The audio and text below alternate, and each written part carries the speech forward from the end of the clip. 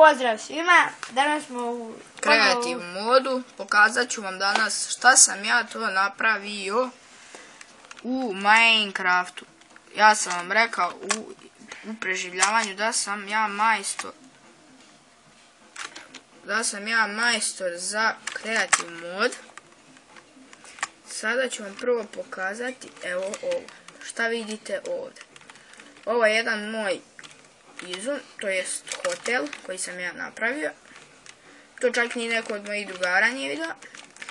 Sad ovdje se ne otvaraju odmah, zato što zbog ovih glupih zombija. Evo vidite ovdje. Dobar dan, kako si? Da, evo, hoću stan broj 2 ili 1. Bilo. Imamo slobodan stan broj 1. Hvala. Vidite ovdje je recepcija restorana, tu sam dao otkaz, zašto što stalno nešto zdravo. Ovdje vam je, znači donesete hranu, žderete tu, ćao zdravo, nema ništa. Idemo nazad. Sad. Ovo nam je naš lift. Vidite, prvi sprat, tap. I evo nas. Malo teže se ulazi. Čivi luk sa mojim stvarima. Vidite ovo ovdje. Lampa. Frižider.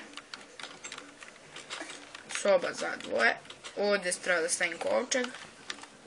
Mislim, treba bi da stoji. Ovo su ovdje održam hranu. Mislim, ne hranu, nego nešto tako. Česma. Ovo je najbolja fora. Vidiš ovdje. Televizor, bioskopski. To sam stavio u mojoj. I idemo u WC. Jacuzzi u WC.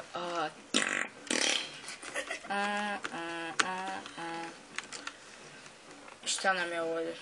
Ovo je ser šolja. Ovdje česma. Vidite kakav dobro. To je moja česma. Šta je ovo, majko moja? Nemam pojma, šta god daje.